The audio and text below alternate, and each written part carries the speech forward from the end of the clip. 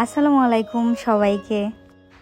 এখানে মা আর বাবাকে দেখতে পাচ্ছেন, আর মা বাবা আমাদের জন্য একটি নতুন বাসা নিয়েছে, আর সেই নতুন বাসাটি মা বাবার সাথে দেখতে আমি চলে এলাম।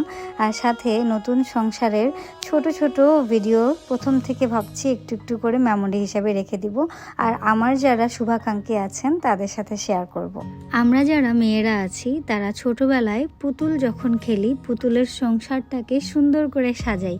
এরপর বিয়ের পর আমরা চিন্তা করি নিজের সংসারটাকে নিজের মতো করে সুন্দর করে সাজাবো। তো এটা আসলে প্রত্যেকটা মেয়ের স্বপ্ন, যেটা হচ্ছে নিজের একটা ছোট্ট একটা রান্নাঘর থাকবে, সেটাকে সুন্দর করে সাজাবে, একটা ডাইনিং রুম থাকবে, একটা ড্রয়িং রুম থাকবে, বাচ্চার বেড থাকবে, নিজেদের একটা পার্সোনাল রুম থাকবে, বেলকনি থাকবে, যেটাকে মনের মতো করে সাজাবে। তো মাশাআল্লাহ আলহামদুলিল্লাহ আমার সেই স্বপ্নটা পূরণ হয়েছে। আর বাবা অনেক বড় একটা বাসা নিয়ে দিয়েছে আমাদের জন্য। আসলে দিন যত যায় সংসার তত বড় হয়, ফ্যামিলিতে মেম্বার বাড়ে, তখন একটু বড় বাসার প্রয়োজন হয়। মায়ের কথা কি বলবো, উনিও অসম্ভব ভালো একজন মানুষ। আর আমাকে বলতেছিল যে তুমি তোমার সংসারটাকে নিজের মতো করে সাজাও, সুন্দর করে সাজাবে, আমি খুব খুশি হব তুমি যদি তোমার ঘরটাকে সুন্দর করে সাজায় গোছায় রাখো। আসলে ওনারাই আমাদেরকে স্বপ্ন দেখিয়েছে, আর সেই স্বপ্নটা এখন বাস্তবায়নের পথে। এদিকে আপনাদের ভাইয়া অফিস থেকে লোক পাঠিয়ে দিয়েছে, কোন জায়গায় কি বসবে, এখানে ক্যাবিনেটের মাপ নিচ্ছে, দেন খাটের মাপ নিচ্ছে, দেন ড্রেসিং টেবিল কোথায় বসবে। আজওয়ার বেডরুমের পুরো কনসেপ্টটা আপনাদের ভাইয়া নিয়েছে। আজওয়ার বেডরুমের ক্যাবিনেট থেকে শুরু করে আজওয়ার বেড কেমন হবে, আজওয়ার পড়ার টেবিল কেমন হবে, সব কিছু আপনাদের ভাইয়া ডিজাইন করেছে।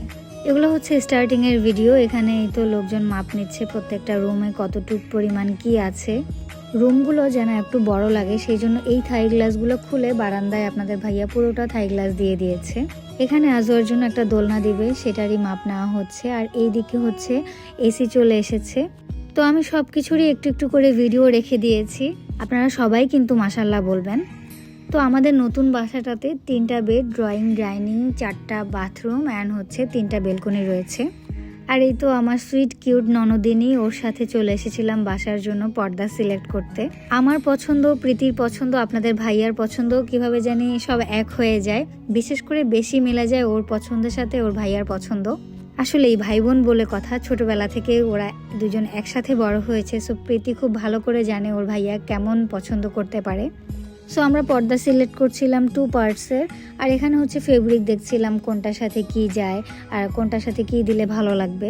সো একটা রুমের পর্দা আমরা এই ডিজাইনটা নিয়েছি, একদম সেম ছবির সাথে ম্যাচ করে আমরা ফেব্রিক ম্যাচ করতেছিলাম। আর এই সব কিছুই প্রীতি খুব সুন্দর করে ম্যানেজ করছিল, আমার খুব হেল্প হয়েছিল।